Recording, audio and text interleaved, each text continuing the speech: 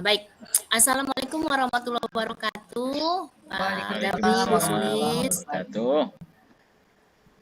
Pada kegiatan kali ini kita akan melakukan coaching yang saya sebagai pengamatnya. Sebelum melakukan kegiatan coaching ini, ada beberapa pertanyaan yang ingin saya tanyakan ke Ibu Sulis sebagai coachnya. Kompetensi apa yang ingin Ibu kembangkan pada kegiatan ini? Oke, terima kasih Bu Dian. Kompetensi yang ingin saya kembangkan dalam sesi coaching kali ini tentu saja saya berusaha untuk memenuhi mengembangkan tiga kompetensi coaching, yaitu kehadiran penuh atau presence, kemudian mendengarkan aktif, dan mengajukan pertanyaan berbobot seperti itu. Iya. Oke. Pada bagian kompetensi mana yang secara spesifik akan Ibu kembangkan pada kegiatan coaching hari ini? Insya Allah nanti saya akan fokus kepada mengajukan pertanyaan berbobot, Ibu Dian, karena menurut saya dengan saya mengajukan pertanyaan berbobot nanti akan berdampak kepada pemberdayaan coachingnya sendiri untuk mendapatkan solusi dari permasalahan yang akan disampaikan seperti itu. Oke, baik Ibu. Terakhir itu indikator ketercapaian Bu dari tujuan pengembangan yang diinginkan itu apa? Indikator ketercapaian dari tujuan pengembangannya tentu saja coaching mendapatkan solusi dari permasalahannya, kemudian dapat melakukan aksinya dan berkomitmen terhadap aksi yang akan dilakukannya seperti itu. Oke, baik. Baiklah, itu tadi ada 3 pertanyaan. Baik, selanjutnya saya serahkan kepada Ibu Sulis untuk kegiatan coaching selanjutnya. Terima kasih, Bu. Assalamualaikum. Waalaikumsalam, Pak Damri. Gimana kabarnya Pak Damri? Waduh, Bu Sulis, ini saya menjumpai Bu Sulis nih karena ada hajat nih Bu Sulis, ada maksud. Ya, saya ada sedikit kendala nih ingin diperbincangkan sama Bu Sulis. Oke, siap. Insya Allah Pak, kita cari solusi bersama ya Pak Damri ya. Iya, Bu Sulis nggak terburu-buru kan? Ada waktu kan? Insya Allah semua waktu saya hari ini untuk Pak Damri nggak apa-apa. Alhamdulillah. Terima kasih Bu Sulis. Oke, Begini sama-sama. Bu Sulis. Apa cerita Pak Damri?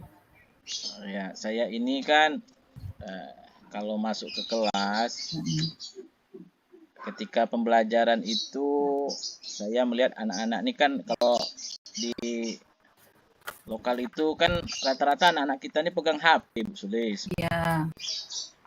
Nah, kadang-kadang kan pembelajaran itu ketika kita menjelaskan, gitu kan, anak-anak ada yang bermain HP. Nah, main HP ini tidak sesuai dengan apa yang ingin kita pelajari, gitu kan, bukan dalam rangka untuk mencari materi.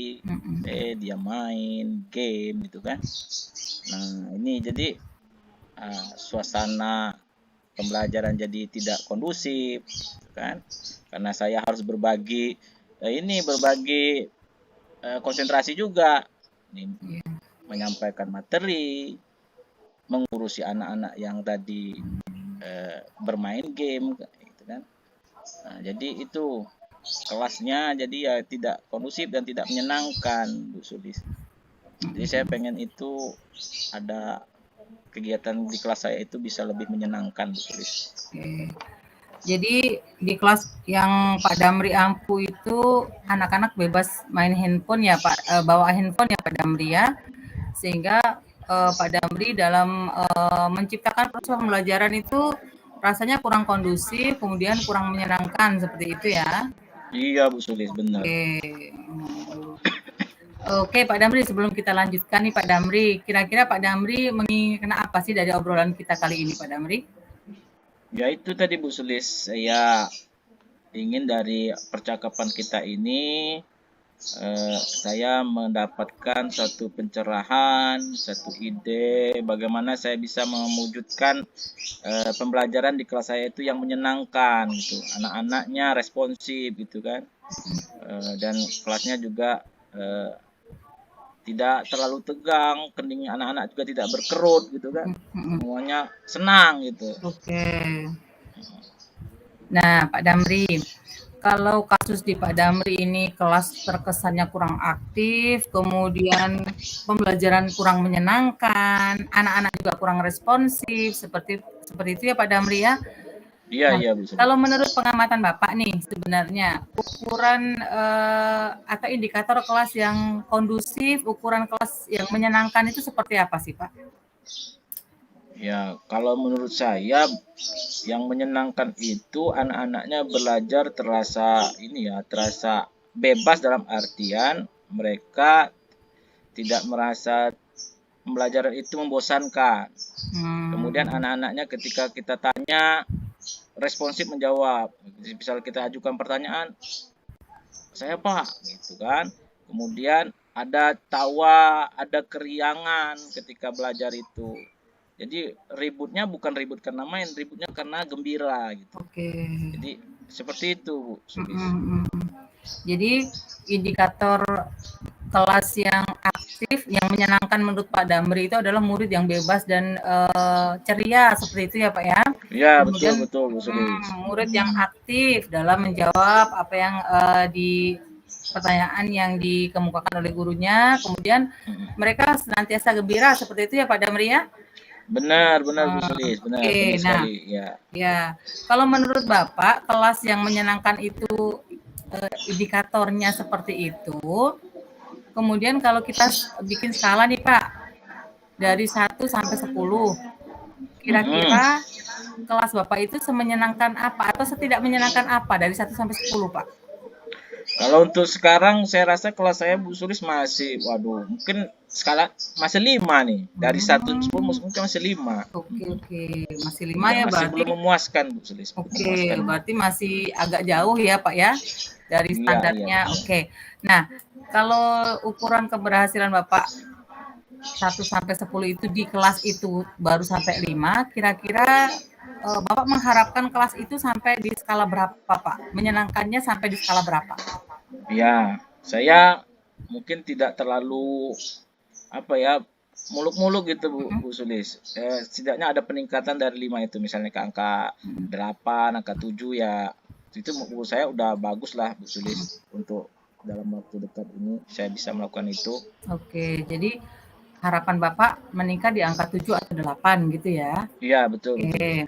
Nah, kalau di posisi memang kalau kita menginginkan kelas yang sempurna, menyenangkan, kemudian semua muridnya bergairah, aktif seperti itu, memang butuh ekstra keras ya Pak ya, kerja keras kita dibutuhkan, kreatif, inovatif seperti itu. Nah, kira-kira Pak, Bapak pengen kelas itu di angka 7 atau 8. Bagaimana Bapak bisa mencapainya? Kira-kira dengan usaha seperti apa, Pak? Iya, jadi sempat terpikir oleh saya Bu Sulis, kan anak-anak tuh kan tadi bawa HP kan? Iya, betul. Di kelasnya. Jadi saya pikir, nah mungkin HP-nya bisa saya manfaatkan nih, gitu kan? Rencana saya nanti kelas itu nanti saya selingi juga lah dengan game-games yang berbasis HP tadi.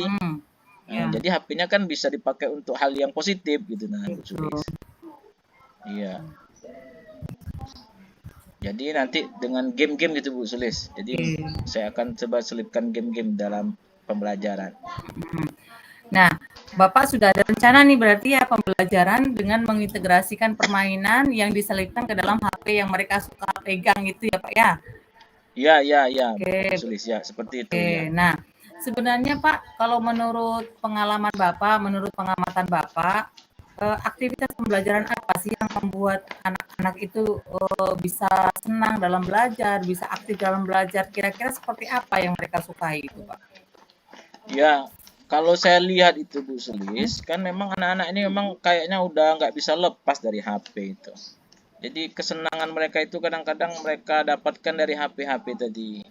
Nah, jadi ketika main HP, lagi bermain HP, wah luar biasa. Sejam, 2 jam, 3 jam nggak terasa tuh. Kalau belajar baru setengah jam, udah pada ngalor ngidul gitu kan, pada ini gitu. Jadi menurut saya ya HP ini menjadi salah satu ukuran kesenangan juga buat mereka. Ya games tadi kan, maksud saya. Jadi Betul. dengan game tadi sepertinya mereka merasa senang gitu. Berarti karena memang mereka mungkin generasi Z ya Pak ya, jadi nggak bisa lepas dari Iya betul teknologi. juga, mungkin juga itu Bu Sulis ya, karena memang ini zaman mereka gitu kan. Iya betul. Nah Pak, tadi Bapak sudah ada nih terbersit untuk mengintegrasikan permainan ke dalam pembelajaran seperti itu ya. Nah Iya iya. kira-kira strategi dengan mengintegrasikan permainan ke dalam pembelajaran itu memungkinkan nggak untuk Bapak lakukan di kelas Bapak gitu? Yang sangat memungkinkan Bu Sulis, karena itu tadi memang anak-anak itu rata-rata bawa HP ke sekolah, bawa HP. Jadi menurut saya ya nggak ada kendala kalau kita coba game itu dengan game-game yang ada di HP gitu kan.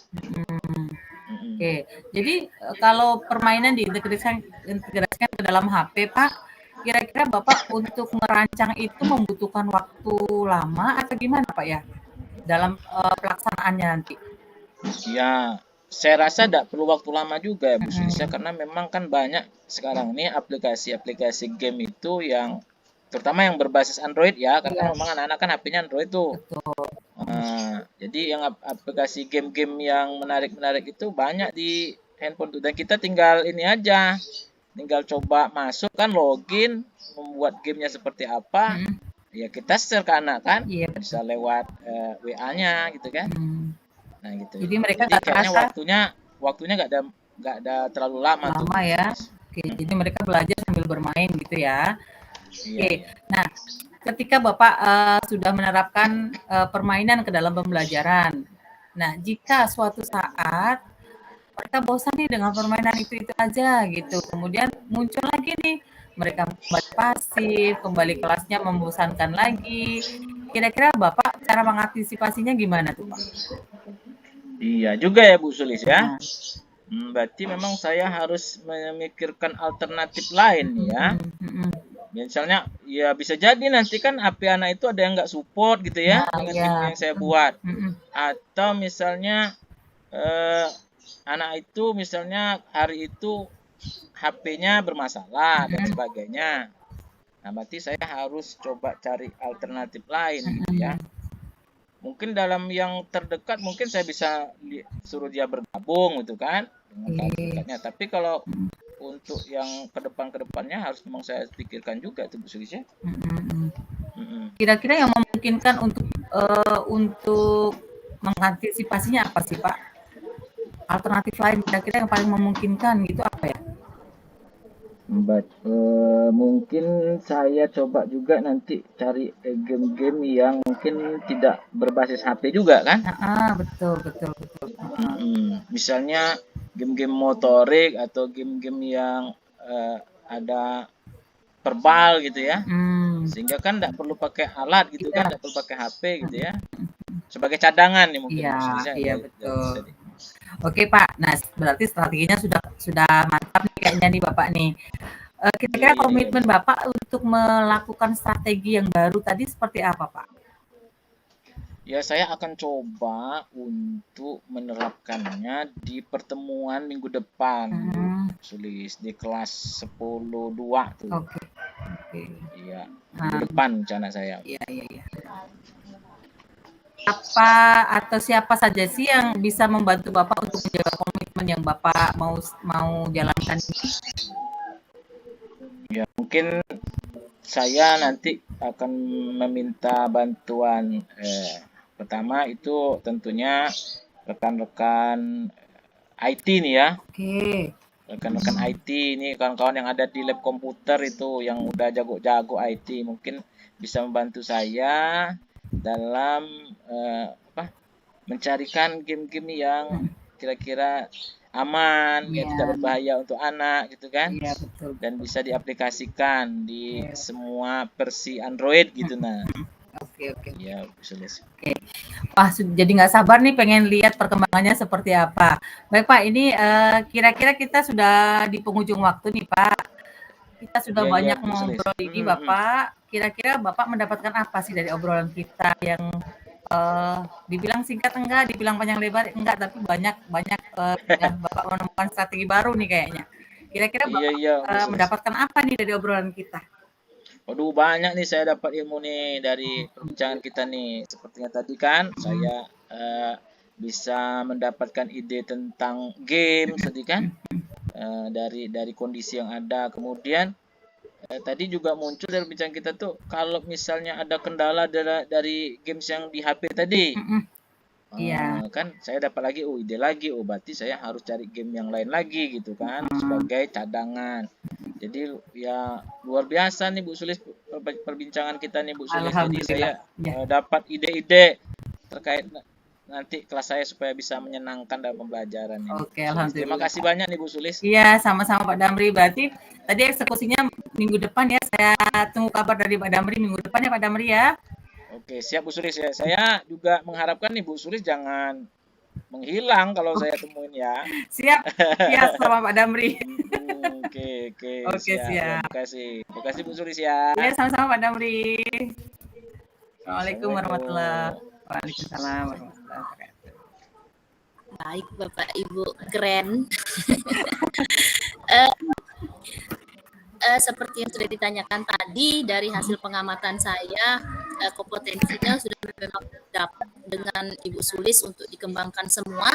Pertanyaan berbobotnya, ya sebenarnya tadi yang sepertinya secara spesifik Ibu Sulis tanyakan itu ukuran keberhasilan dari pembelajaran yang diharapkan Pak Damri itu seperti apa, lalu langkah yang harus dilakukan sudah, strateginya apa, waktu pelaksanaan, dan yang satunya tadi Ibu Sulis mampu mencari celah untuk menanyakan ke Pak Damri apabila strategi A tidak berhasil, strategi apa yang akan dilaksanakannya. Itu pertanyaannya bagus banget Pak Bu. Berbobot ya. Sangat berbobot. Oke. Alhamdulillah. Ya juga bagus. Pak Damri semangat, dia langsung mengeluarkan ide-idenya. Udah bagus benar Bu. Demikian hasil pengamatan saya. Saya kan kapan eksekusinya ditunggu, hasilnya seperti apa, benar. Siap. Demikian hasil pengamatan saya pada kegiatan coaching kita hari ini. Itu yang sudah saya sampaikan tadi. Saya akhiri dengan wabillahi taufiq wal hidayah. Wassalamualaikum warahmatullahi wabarakatuh. Waalaikumsalam warahmatullahi wabarakatuh.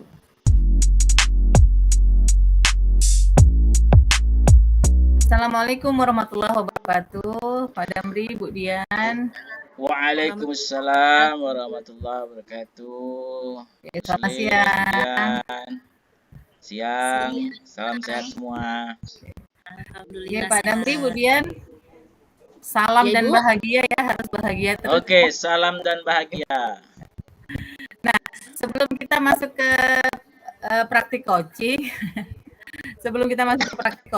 Pak Damri, Bu Dian, izinkan kali untuk sesi ini saya Mahfanur Sulis berperan sebagai pengamat, kemudian Pak Damri sebagai coach, kemudian Ibu Dian berperan sebagai coachee, seperti itu. Nah, sebagai pengamat, ada beberapa hal yang akan saya sampaikan terkait rubrik penilaian yang sudah saya pegang, bahwa dalam praktik coaching ini diantaranya adalah saya akan mengamati tentang paradigma berpikir coaching, kemudian prinsip coaching, kompetensi inti coaching, dan penggunaan alur cerita dalam percakapan coaching kali ini. Ya. Oke. Sebagaimana kita ketahui bahwa paradigma berpikir coaching ada empat indikator ya Bapak Ibu ya. Ada fokus pada coaching, kemudian bersikap terbuka dan ingin tahu, kemudian memiliki kesadaran diri yang kuat dan mampu melihat peluang baru dan masa depan. Kemudian prinsip coaching ada kemitraan, kemudian ada proses kreatif dan memaksimalkan potensi. Kompetensi inti coaching diantaranya adalah kehadiran penuh atau presence, kemudian mendengarkan aktif dan mengajukan pertanyaan berbobot. Sementara alur Tirta kita tahu bersama terdiri dari yang pertama menetapkan tujuan, kemudian identifikasi, kemudian rencana aksi dan tanggung jawab. Nah, sebelum kita mulai percakapan coachingnya, saya ada beberapa pertanyaan yang akan saya tujukan kepada Pak Damri sebagai coach. Yang pertama, Oke, siap. Pak Damri, kompetensi coaching apa yang akan Bapak kembangkan dari sesi coaching kali ini, Pak Damri? Ya, sedapat mungkin saya akan berusaha untuk mengembangkan keempat kompetensi yang ada dari kompetensi coaching tadi. Oke, siap. Dari ketiganya, insya Allah dapat dihadirkan seperti itu ya, Pak Damri ya? Siap, siap. Oke, kemudian dari ketiga kompetensi tadi Pak Damri, bagian kompetensi mana yang secara spesifik Bapak akan fokuskan seperti itu? Saya akan memfokuskan, karena ini mungkin bagian daripada kekurangan saya sebagai pribadi, mungkin nanti akan berguna juga, itu mengenai kemampuan mendengar dengan rasa. Oke. Yang kemudian mengajukan pertanyaan berbobot ya dari kata-kata kunci yang nanti akan disampaikan oleh coach. Mendengar dengan rasa dan pertanyaan berbobot. Oke, kemudian Pak Damri, dari percakapan coaching kali ini, apa indikator pencapaian dari tujuan pengembangan yang diinginkan, Bapak? Indikatornya akan terlihat nanti jika keberhasilannya ya, jika si coach mampu menemukan sendiri ya ide-ide kreatif terkait daripada masalah yang dialami oleh coach. Oke, Bapak. Oke, sudah saya catat apa-apa yang diperlukan. Silahkan Damri dan Bu Dian untuk memperhatikan percakapan coaching. Baik, terima kasih Bu Sulis. Sama-sama, Bapak.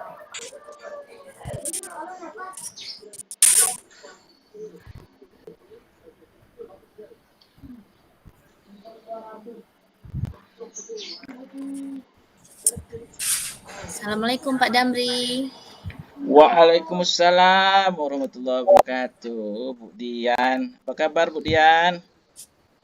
Alhamdulillah sehat. Bisa saya minta waktunya sedikit Pak Damri? Oh, bisa, oke. Ada yang bisa dibantunya apa nih Bu Dian? Ya, ada sedikit problem lah kalau dibilang dengan kegiatan saya sebagai guru dengan konseling di sekolah. Ya. Yang ingin saya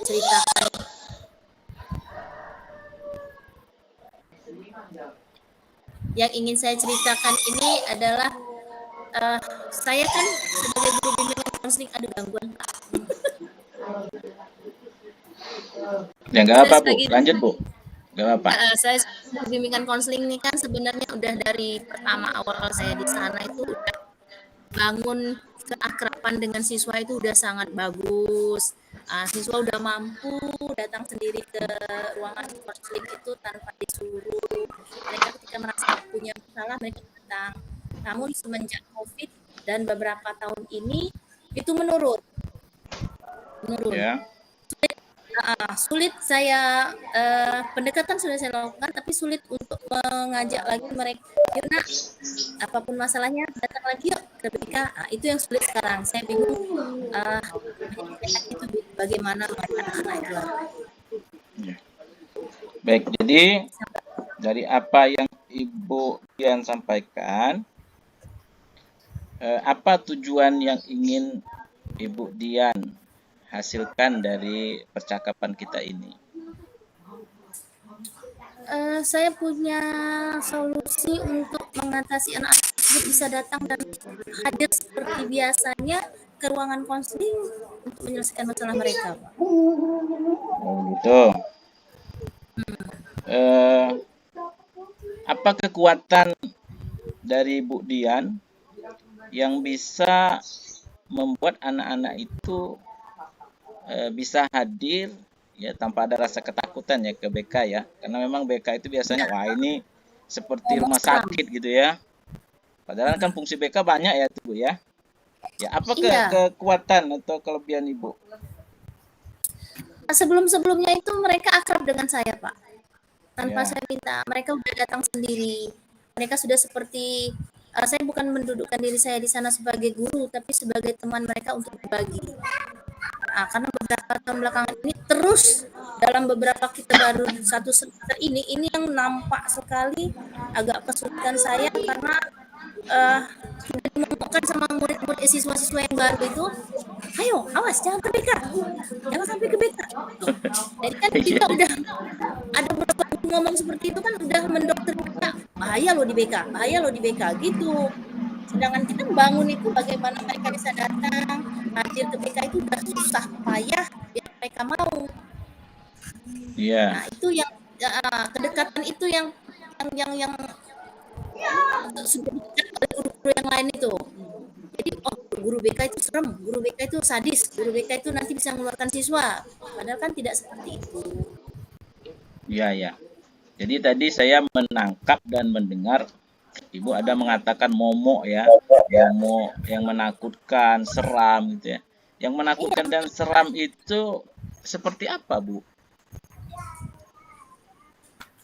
Gak tahu apa yang sudah dikasih oleh guru lain itu kalimatnya itu yang saya bingung gitu. Padahal mereka ketika kita ada pembelajaran BK sendiri Pak ke kelas, mereka share, mereka dekat dengan kita. Nah, tapi ketika mereka ada masalah, padahal kan kalau mereka dibawa ke ruang guru, habis mereka bawa guru Pak. Ada berapa guru itu pasti menjudge mereka langsung. Kalau di BK kan enggak. Nah itu yang ingin saya sampaikan ke anak-anak. Yang momok yang itu tadi bahwa keluar dari BK bisa diberhentikan kalau mereka berkelahi. Padahal nggak pernah kita memberhentikan siswa. Gitu ya. Jadi yang momok tadi anggapan keluar dari BK itu adalah yang bermasalah ya Bu ya. Benar banget. Apa hambatan yang mungkin akan timbul ini Bu jika tujuan Ibu tadi dalam mencapai tujuan itu apa kira-kira hambatannya? Hambatan yang paling besar itu sebenarnya ke teman-teman sesama rekan sejawat lah Pak. Rekan sejawat ya? Maksudnya ini rekan sejawatnya sesama guru BK? Guru semua. Kalau guru BK enggak. Kalau guru BK kita satu tim. Iya, rekan sejawat yang satu sekolah. Nah, itu yang sulit, Pak. Apalagi mata pelajaran kan. Ya. Ini yang sulit untuk kita memberitahukan. Kalau ada apa-apa, kamu bisa bantu kami. Gitu. Seharusnya kan seperti itu mereka. Jangan, kamu masalah langsung ke BK. Kan, rasainlah kamu di BK. Kalimatnya itu udah ngejas gitu kan. Nah, itu yang sebenarnya yang buat anak itu, jangan sampai ke BK. Tambah lagi nanti kalau sampai dipanggil orang tua, wah sudah itu Pak. Baik. Jadi apa rencana atau hal yang bakal Ibu lakukan ini? Apa rencananya Bu? Kalau ke rekan-rekan itu mungkin saya ke kepala sekolah minta lagi lah penjelasan dari kepala sekolah gimana struktur penyelesaian masalah itu. Jangan harusnya kan kalau struktur penyelesaian masalah itu siapapun guru yang menemukan siswa bermasalah mereka bisa menyelesaikan tanpa harus siswa tersebut merasa takut bahwa mereka bermasalah. Seperti itu maksud saya itu kan. Jadi kepala sekolah menjelaskan ini strukturnya. Tidak harus langsung ke BK, siapapun bisa menyelesaikan. Kalau tidak bisa, nanti ada tingkatan-tingkatannya hingga sampai ke BK dan ke kepala sekolah. Dan minta juga kepada kepala sekolah untuk menjelaskan kepada guru-guru bahwa BK itu tidak menakutkan. Kalau ke siswa, saya mungkin sudah sering kami melakukannya, tinggal menunggu hasilnya lagi lah Pak sebenarnya. Kalau kita sering dekat dengan anak, pendekatan anak yang keberpihakan kepada murid tadi memang berusaha kami dekatkan. Baik. Tadi ada kepala sekolah ya. Jadi Iya Ibu Pak. nanti melibatkan kepala sekolah dalam hal apa tadi struktur ya? Struktur menyelesaikan masalah. Iya, Ya. harus dijelaskan kembali sebenarnya. Selama ini penyelesaian masalah seperti apa Bu struktur di sekolah Bu? Wah itu sedikit-sedikit apapun masalahnya lempar ke BK. BK gitu ya. Lempar ke BK, harusnya kan tidak seperti itu prosedurnya. Siapapun yang ketemu masalah, bantu dulu menyelesaikan. Nggak bisa, baru diserahkan ke wali kelas. Wali kelas tidak mampu, baru ke BK. Itu sebenarnya Pak. Tapi mereka nggak tugas satu kelas, BK juga yang dipanggil. Harusnya kan itu gurunya. Berarti struktur tadi seperti apa Bu? Tadi yang menemukan masalah mungkin ke wali kelas gitu ya. Gimana tadi Bu? Ya. Siapapun yang menemukan masalah, selesaikan dulu. Nah, kalau misalnya itu guru mata pelajaran tidak selesai dengan dia, naik ke wali kelas. Dari wali kelas tidak selesai, naik ke BK. Dari BK tidak selesai ke kesiswaan. Kesiswaan juga tidak selesai, baru ke kepala sekolah. Baik. Berarti Bu, apa strateginya nih? Strateginya supaya bisa berjalan seperti yang Ibu sampaikan tadi, sesuai dengan struktur kan? Nah, strategi Ibu apa? Iya, strategi saya kalau selama ini bekerja sama dengan wali kelas. Wali kelas ya? Dengan wali kelas. Tapi masih sebagian guru itu tidak mengikuti prosedur Pak. Mungkin mereka malas menyelesaikannya kali ya Pak ya. Udah ada BK, ada 3W gitu. Iya banyak kerjaan lain juga wali kelas kan. Baik Bu, itu strateginya berarti melibatkan tadi ya wali kelas ya. Kemudian ukuran keberhasilan. Nah, menurut Ibu apa ukuran keberhasilan dari kalau ukuran keberhasilan dari strategi yang saya gunakan kerjasamanya Pak. Kerjasama. Ya ada kerjasama dalam menyelesaikan masalah. Terus siswa sendiri aktif sendiri. Mereka sadar, apapun masalahnya mereka datang sendiri. Ini teman kami loh, ini bisa curhat loh, gitu mau saya Pak. Oke. Kerjasama yang seperti apa nih? Yang Ibu harapkan nih? Dengan wali kelas bahwa saling ada keterkaitan. Misalnya boleh ngomong ke BK, Bu, ini ada masalah tadi, tapi saya udah selesaikan. Seandainya tidak selesai, besok Ibu bantu ya. Maunya seperti itu Pak. Jangan langsung BK tugas BK. Gitu ya. Dengan rekan guru-guru gimana? Tadi kan ada kendala tuh, kerjasamanya seperti apa nanti? Dengan rekan guru-guru ini yang agak sulit Pak. Ini mungkin yang harus saya ekstra kuat, ekstra sabar, pokoknya super ekstra untuk pendekatan lagi kepada guru-guru. Ya, berarti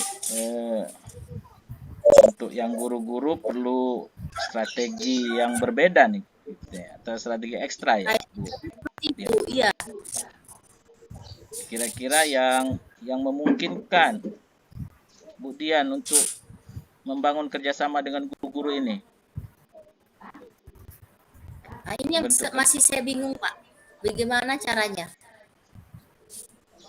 Iya, karena kan guru-guru kan juga bagian penting kan dari bagaimana dari kegiatan mengamankan anak gitu kan, mengontrol anak.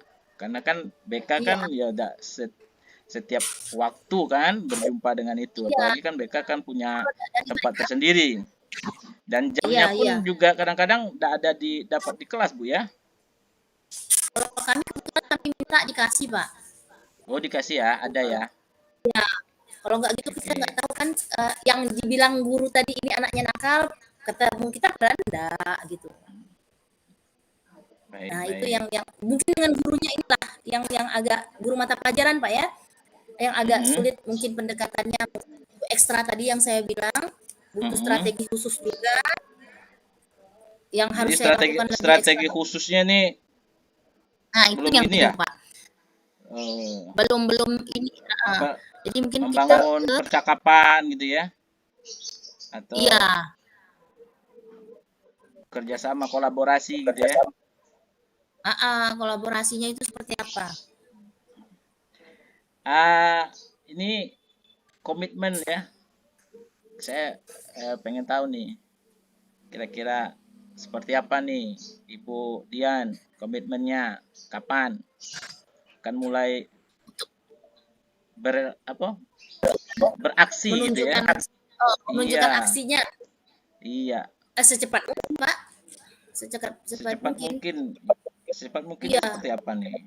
Secepat dalam mungkin waktu gitu dekat kan. ini dalam waktu dekat ini udah harus dilaksanakan, karena sebelumnya kan sudah mulai dilaksanakan juga, cuman karena terkendala dengan beberapa kegiatan, tidak terlalu fokus.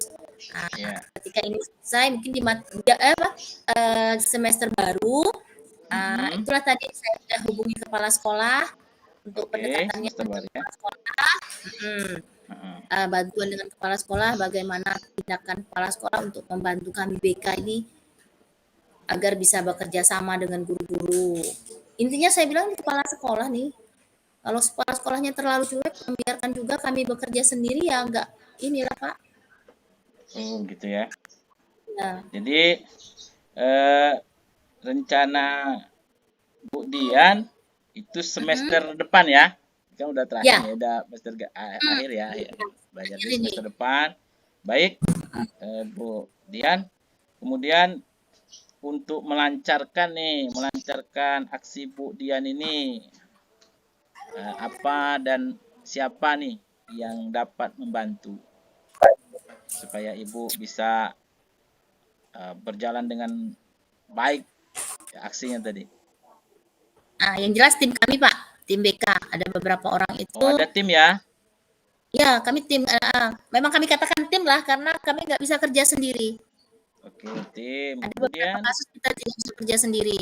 kemudian Wali kelas, wali Pak. kelas. Oke, wali kelas ya. Lalu ya kesiswaan, wakil kesiswaan. Mereka Para harus tetap wakil ya. mantau. Kesiswaan harus tetap mantau bagaimana kinerja kami kan, karena berhubungan Baik, dengan siswa. baik, luar biasa nih Bu Dian. Rencananya, kemudian apa yang strategi yang bakalan digunakan. Kemudian itu ya, saya udah ada sabar ini menunggu perkembangan selanjutnya nih dari aksi Bu Siap Pak, Dian. siap, siap. Jadi untuk hari ini kesimpulan apa yang bisa Ibu Dian dapatkan dari perbincangan kita? Permasalahan saya itu tadi mungkin bisa saya selesaikan bila saya ada kerjasama dengan beberapa rekan, terus dengan guru wali kelas, ya, yang terutama itu dengan wakil kesiswaannya tadi, Ya, ya, yang ya. terus memantau kinerja kami. Itu saya rasa Pak, yang pentingnya itu tadi. Baik, luar biasa. Saya tunggu nih perkembangannya, Bu Dian, untuk kita selanjutnya bisa mungkin bercakap-cakap lagi ya.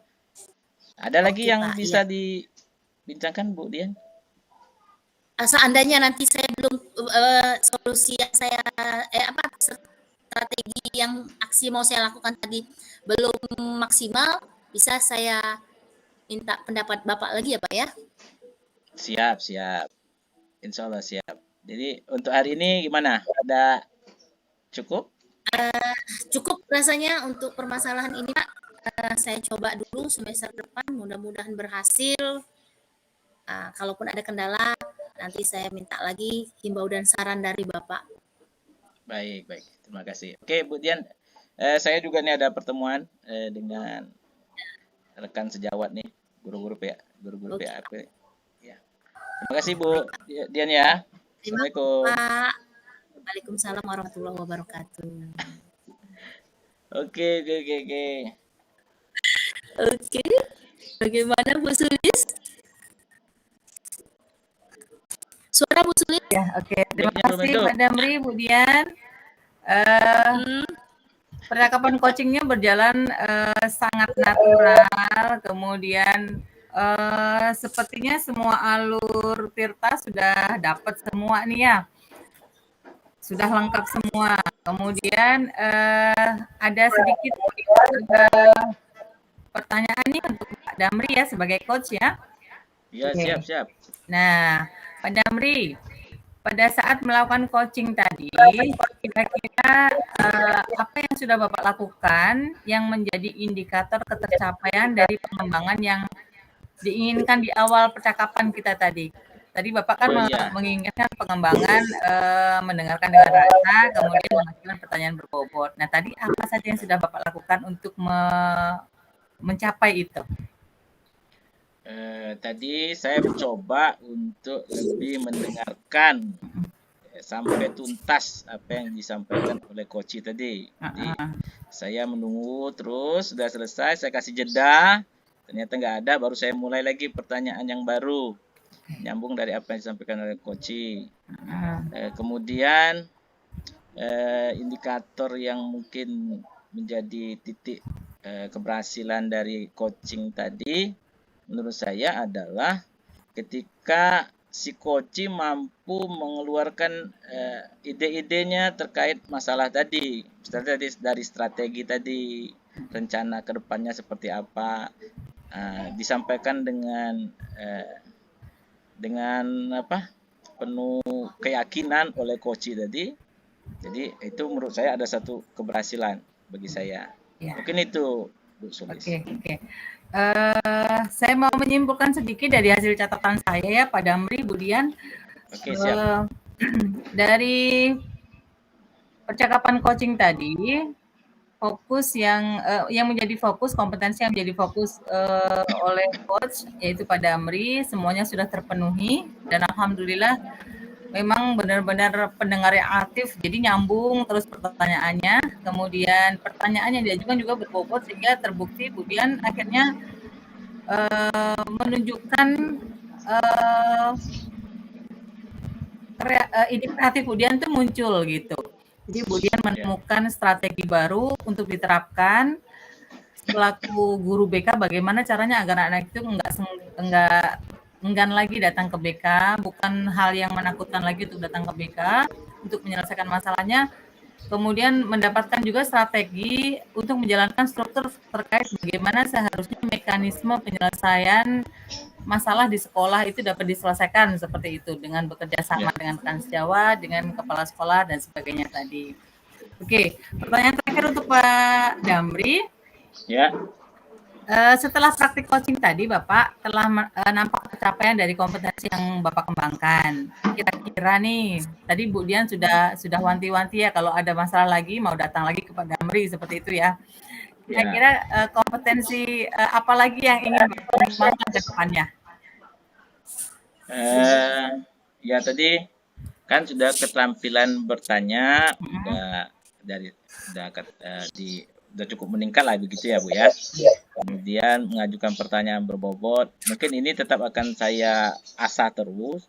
Kemudian adalah untuk present mungkin ke depannya, kehadiran penuh ini mungkin perlu menjadi fokus juga, karena kalau ini ada bermasalah juga nanti mengajukan pertanyaan dan menjadi pendengarnya juga bermasalah. Mungkin ke depan kompetensi ini juga mindfulness ya, bahasa kita mindfulness, karena kalau banyak gangguan kan susah juga kita menjadi pendengar aktif nih. Iya, betul. Mungkin itu Bu Sulis. Oke, alhamdulillah sudah selesai sesi praktik coaching kita kali ini. Mungkin itu saja dari saya. Saya akhiri, wassalamualaikum warahmatullahi wabarakatuh.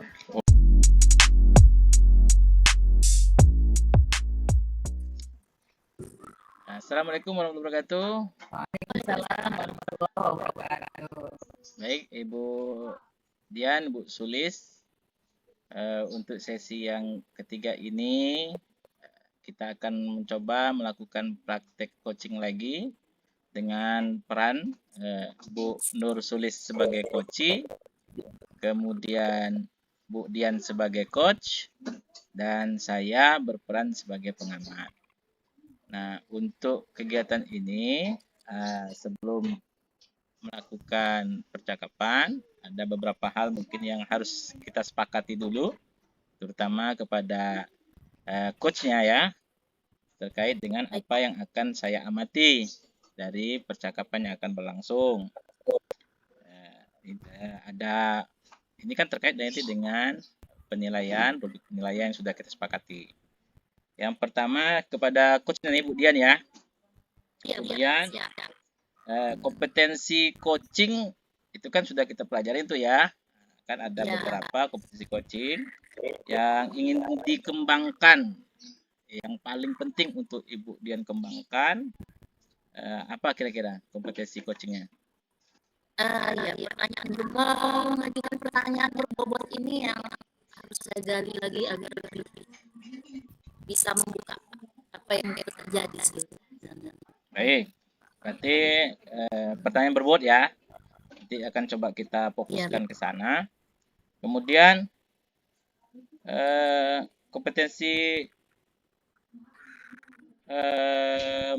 yang ingin diobservasi selain dari kompetensi coachnya dan kompetensi apa lagi kira-kira? Nah, mendengarkan aktif saya sering hilang konsentrasi saat mendengarkan Pak. Oh gitu. Oke, siap. Mendengar dengan rasa ya, Bu Dian ya. Mendengarkan dengan rasa. Oke, siap.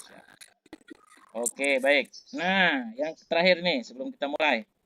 Indikator ketercapaian tujuan pengembangan yang diinginkan nanti dari percakapan coachingnya, indikator keberhasilannya akan seperti apa?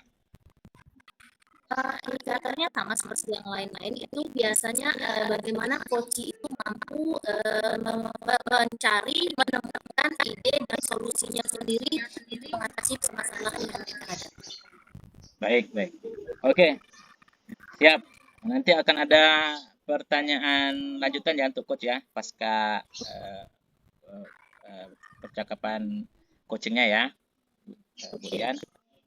Baik, ya silakan dimulai. Saya izin mendengarkan dan mengamati. Siap. Assalamualaikum Ibu Sulis, ketemu kita di sini. Ya Bu Dian. Kemarin Ibu Sulis itu ada dari kemarin kayaknya pengen ketemu saya, saya lihat itu ada ya Bu. Iya, dia tuh beda kan, jadi kayaknya enak untuk dari sharing gitu kan. Iya.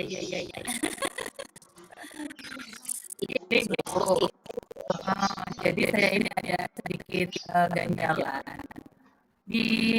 Saya mengajar di kelas 9, kemudian ada juga beberapa di kelas 8. Nah ini kasusnya saya tengok di kelas 8 kemudian. Jadi satu kelas ini, yang lain kayak satu kelas ini kelas-kelas nggak bisa kondusif gitu. Jadi ada nggak bisa kondusifnya setelah saya amati karena ada beberapa murid, 2 atau 3 murid itu yang memang benar-benar sepertinya mencari perhatian terus, jadi membuat kegaduhan terus seperti itu. Jadi sudah kayaknya itu sudah sangat mengganggu proses pembelajaran di kelas gitu ya.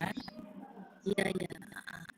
Oke, sebelum kita lanjutkan pembicaraan kita, apa sih sebenarnya yang ingin Ibu capai dari teman kita kali ini? Iya Bu, saya pengennya ngobrol sama Bu Dian ini menemukan solusi. Kemudian saya pengen mengajar tuh di kelas yang benar-benar kelasnya kondusif seperti kelas yang lain gitu.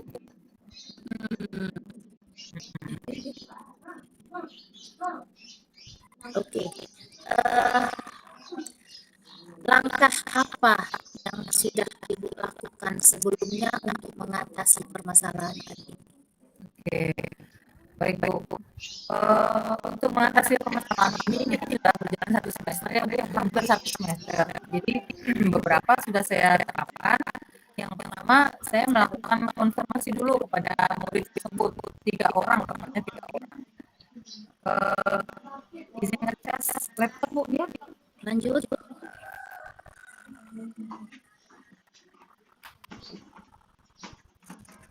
Oke. Saya sudah melakukan konfirmasi dengan cara memanggil mereka, kemudian menanyakan apa sih sebenarnya yang mereka inginkan, seperti itu. Karena setiap saya masuk mengajar, ada saja tinggal mereka yang kemudian mengganggu konsentrasi temannya untuk belajar gitu kan. Kemudian karena langkah tersebut saya tidak menemukan perubahan, maka saya pernah juga memanggil orang tuanya. Kemudian saya menanyakan bagaimana keseharian anak ini di rumah, bagaimana cara belajarnya di rumah, seperti itu.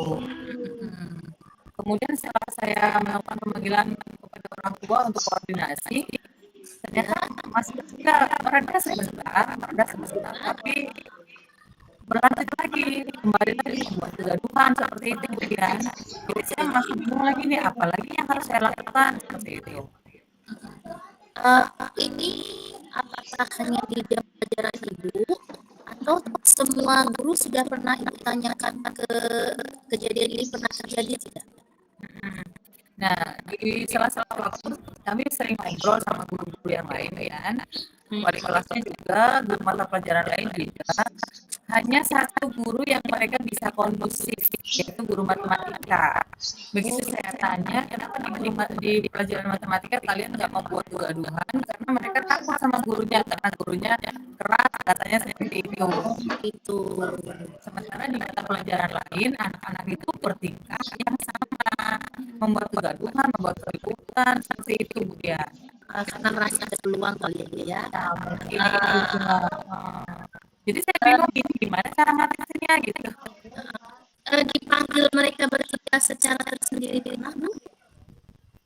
Oh itu belum pernah Bu. Jadi ketika saya langsung datangkan gitu. Kalau sendiri belum pernah. Oke. Langkah apa yang harus dilakukan kalau seperti ini agar mereka bisa kondusif bukan hanya di pelajaran Ibu? Oke. Mungkin Bu ya seperti yang Ibu bilang tadi, karena saya memanggilnya tiga sekaligus. Soalnya saya akan memanggil satu persatu untuk dimintai konfirmasi. Kemudian saya akan cek lagi apa yang mereka ceritakan, kendalanya di mana, maunya di mana. Mungkin saya bisa menggali informasi dari individu, mungkin seperti itu.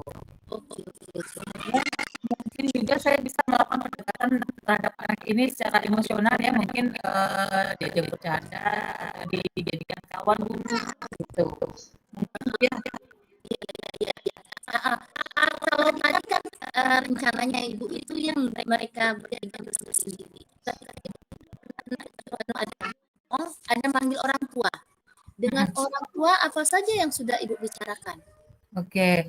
Ya, saya manggil orang tua untuk berkoordinasi, menanyakan bagaimana mereka kesehariannya di rumah seperti apa, kemudian cara belajar yang mereka lakukan biasanya di rumah itu seperti apa, seperti itu Ibu. Karena kalau di sekolah nilai-nilai mereka hampir di semua mata pelajaran itu nilainya rendah, kemudian ada beberapa tugas yang kosong juga gitu. Apakah Ibu pernah menanyakan kepada orang tua latar belakang mereka seperti apa? Apa saja yang Ibu selain cara belajarnya tadi, apakah Ibu pernah menggali lagi yang mungkin kedekatan mereka dengan orang tua? Iya. Oke. Memang rata-rata mereka ini orang tuanya sama-sama bekerja, Bu. Iya. Jadi keduanya bekerja, kemudian mereka di rumah itu dari pulang sekolah kan jam 2-an itu, jam 2 setengah 3 pulang ke rumah, sampai malam baru ketemu orang tuanya lagi, seperti itu kan.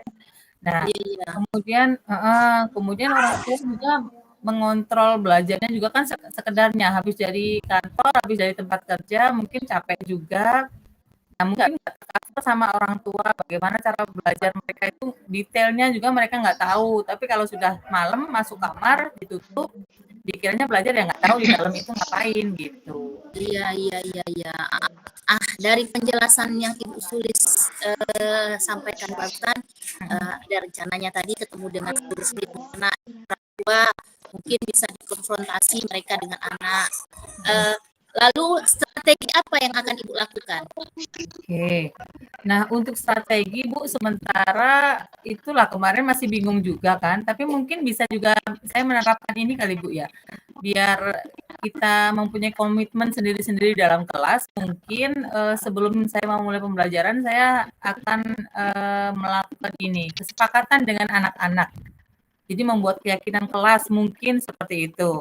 Kemudian mungkin saya akan menggunakan metode atau strategi pembelajaran yang membuat mereka lebih aktif dalam belajar. Karena saya lihat mereka itu kayaknya mengedepankan psikomotoriknya. Jadi untuk kognitif mungkin agak kurang, tapi psikomotorik mereka kayaknya lebih aktif seperti itu. Agar merangsang aktivitas mereka, mungkin saya akan merancang pembelajaran yang seperti itu, Bu. Atau mungkin biar mengatasi kejenuhan, saya akan menyelipkan ice breaking yang membuat suasana kelas hidup, tapi hidupnya bukan karena kegaduhan yang mereka buat, tapi hidupnya karena sama-sama aktif gitu.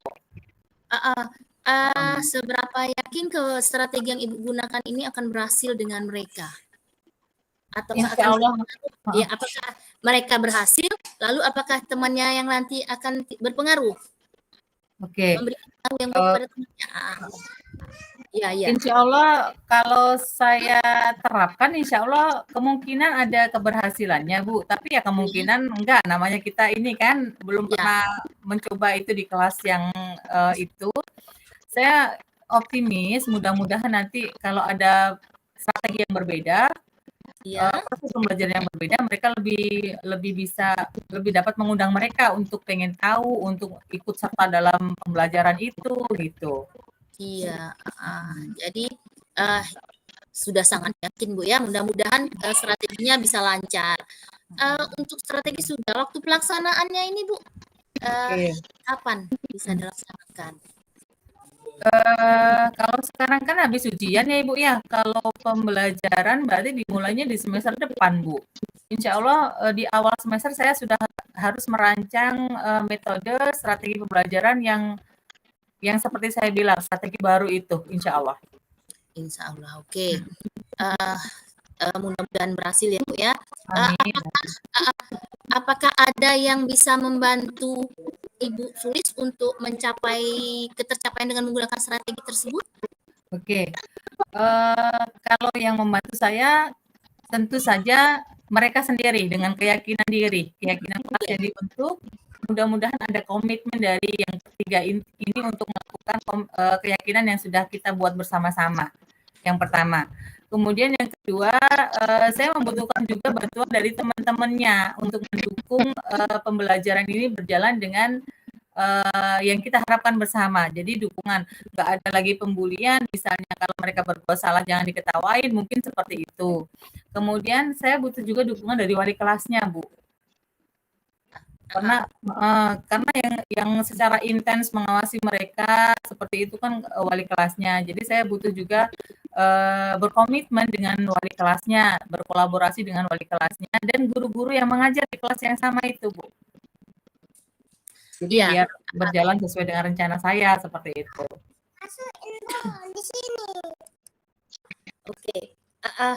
Seberapa besar komitmen Ibu untuk keterlaksanaan strategi? Insya Allah saya optimis Bu, kalau kita ada kolaborasi dari beberapa pihak tersebut, insya Allah strategi yang saya terapkan dengan kerjasama dengan wali kelas dan guru-guru yang mengajar lain, kalau menerapkan metode yang mereka yakini bisa, insya Allah berhasil, insya Allah. Ada komitmen dah ya Bu ya? Insya Allah. Apalagi yang ingin Ibu Sulis sampaikan dari yang hal tadi? Masih ada? Apa ya Bu ya?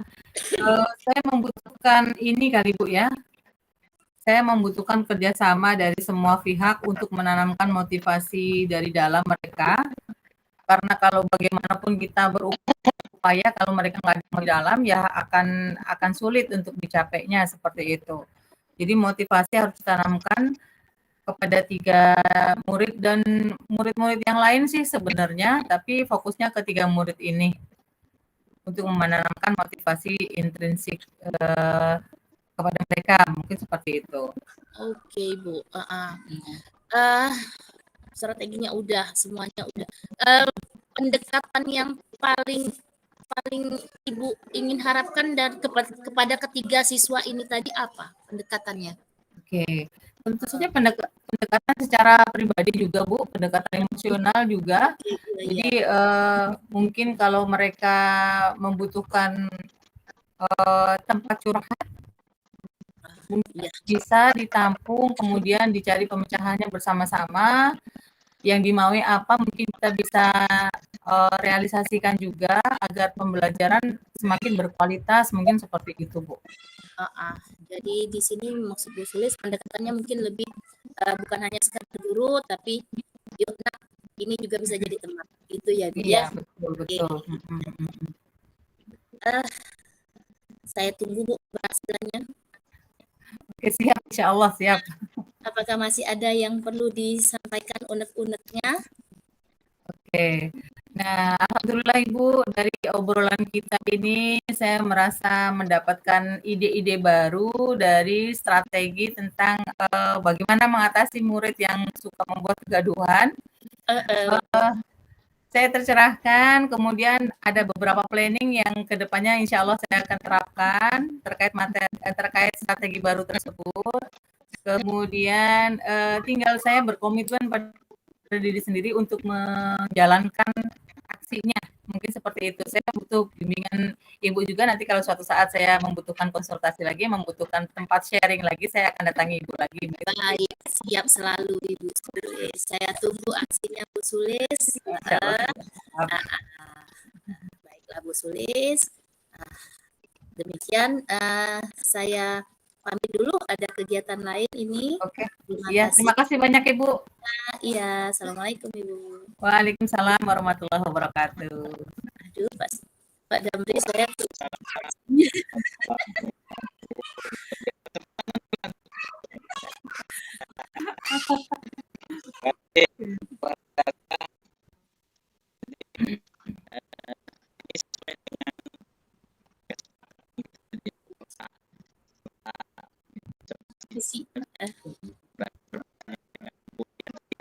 Oke Bu.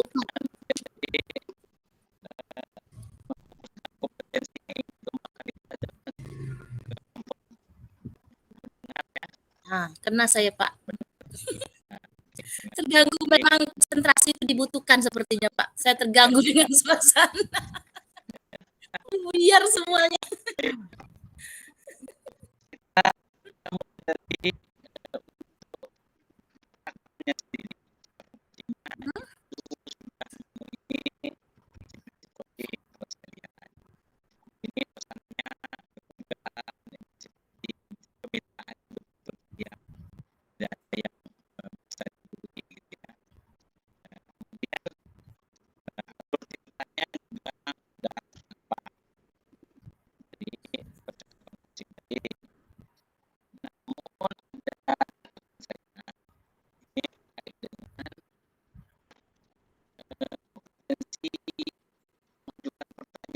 Oke.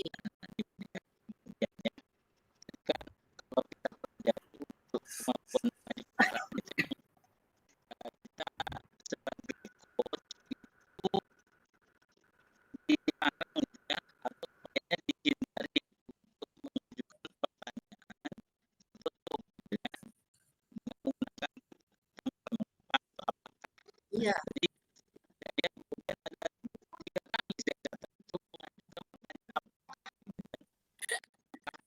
Itulah makanya keluar konselor saya, Pak.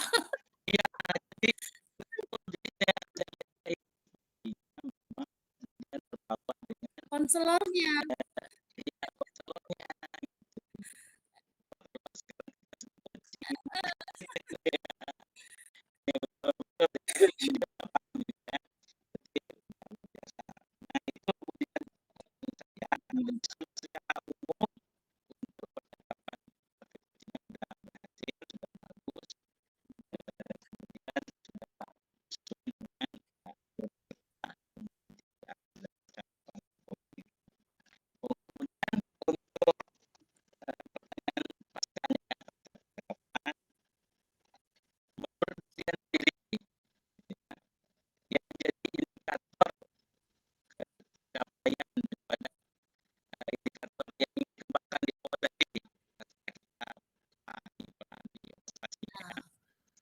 pertanyaan berbobot Bapak ya.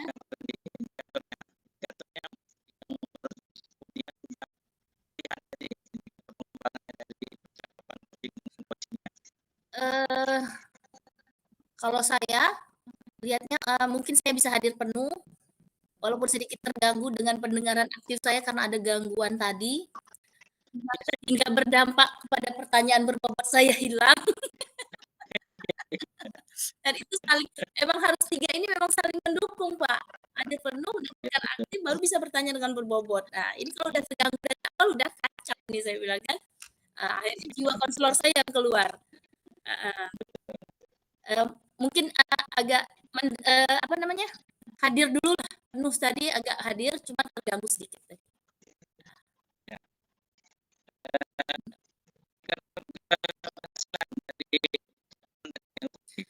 Coachingnya udah bisa mencari solusinya dengan ide-idenya tadi. Yang saya tangkap itu tadi bukan hanya ke orang tua tapi ke si siswa untuk memotivasi intrinsiknya tadi. Karena apapun yang dilakukan oleh Ibu Sulis bila dari motivasi dirinya sendiri nggak ada percuma. Itu yang saya petik tadi.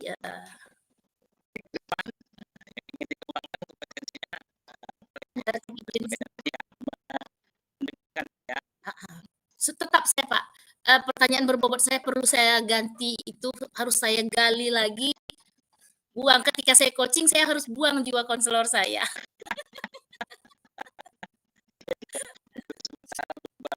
Iya.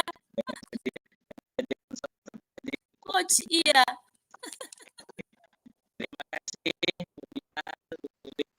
Sama-sama. Iya.